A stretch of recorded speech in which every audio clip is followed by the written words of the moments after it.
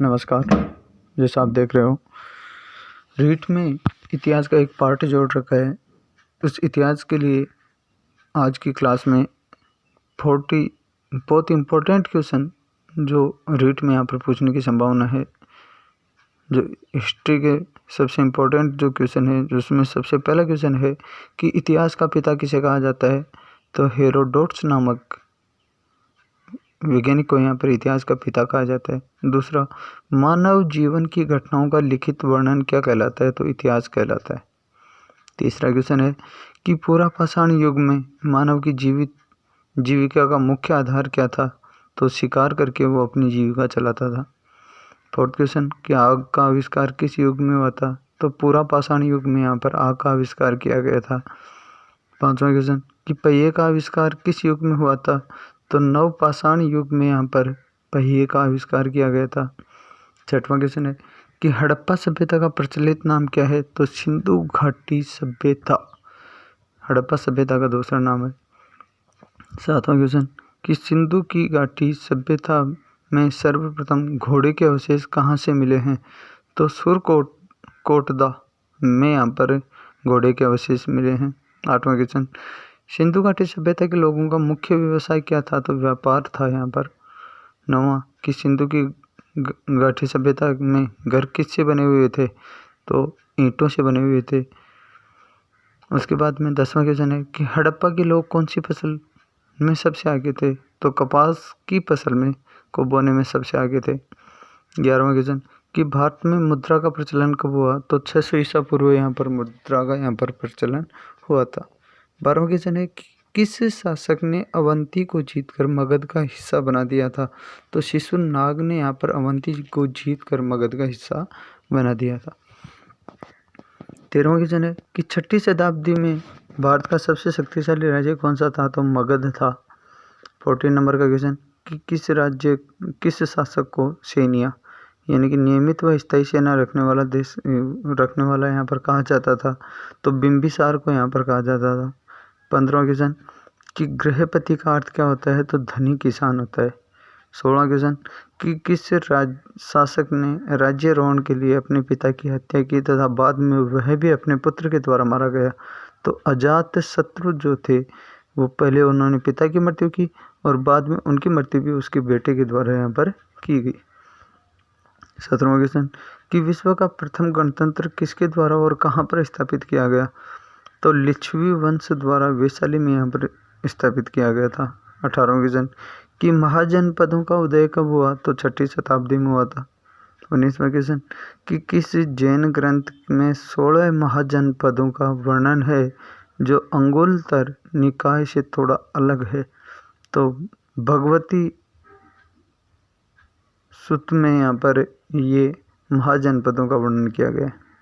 20वां question कि भारत में पहला यूरोपीय आक्रमण किसके द्वारा किया गया था, तो यूनानियों के द्वारा यहाँ पर उस आक्रमण किया गया था।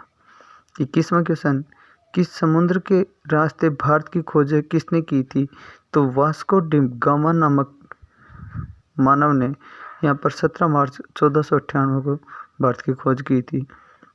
22वां क्वेश्चन किसने भारत और यूरोप के बीच नए समुद्र मार्ग की खोज की थी, तो वास्को डी गामा ने भारत और यूरोप के बीच समुद्र मार्ग की खोज की थी।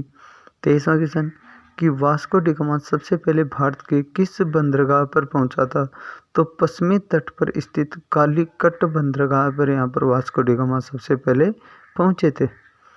24वां क्वेश्चन है कि भारत में प्रथम पुर्तगाली वायसराय बनकर कौन आया था, तो सन 1505 ईस्वी में फ्रांसिस्को द अल्मेडा पहला पुर्तगाली यहाँ पर वायसराय बनकर आया था। 25वां क्वेश्चन कि पुर्तगालियों ने अपनी व्यावसायिक कोठी कहाँ खोली थी, तो कोचीन में यहाँ पर खोली थी। 26वां क्वेश्चन कि पुर्तगालियों के बाद भारत में कौन से यूरोपीय आए थे, तो डच यूरोपीय यहाँ पर आए थे। 27वां क्वेश्चन है कि पहला डच यात्री कौन था जो भारत पहुंचा था, तो कार्नेलियन हाउटमैन नामक पहला डच यात्री था जो भारत पहुंचा था।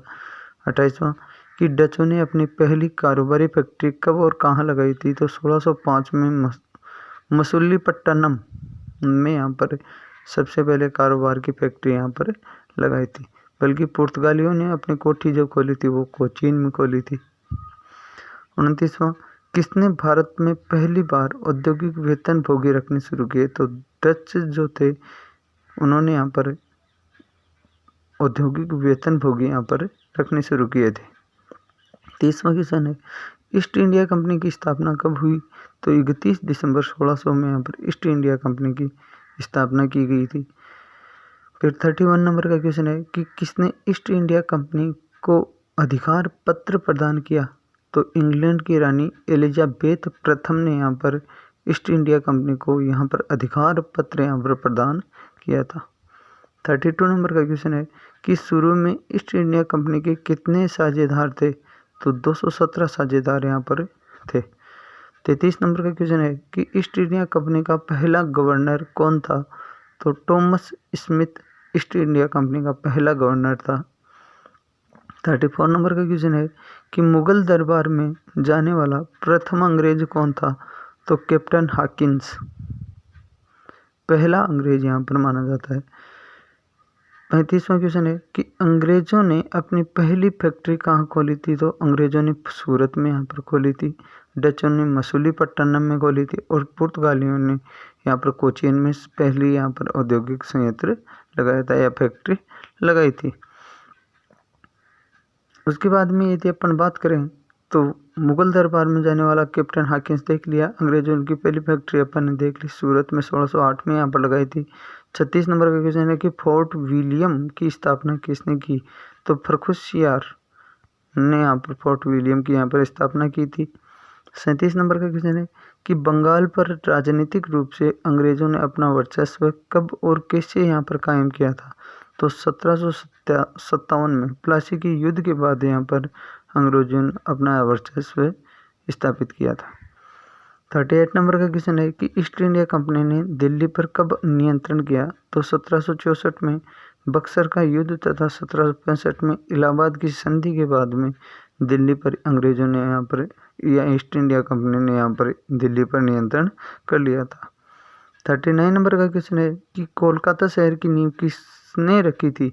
तो जॉर्ज चार्नोक ने यहाँ पर कोलकाता शहर की नींव रखी थी। 40 नंबर का और लास्ट क्वेश्चन है आज के लिए कि भारत में फ्रांसीसियों की प्रथम कोठी कब और कहाँ पर बनी थी? तो फ्रांसीसियों की पहली कोठी सूरत में 1668 में यहाँ पर निर्मित की गई थी। ऐसे ही रेट से संबंधित क्वेश्चन देखते रहने के लिए चैनल को अवश्य सब्सक्राइब करें और वीडियो को ज़्यादा से ज़्यादा शेयर करें। जय मां शारदे, जय हिंद, जय भारती।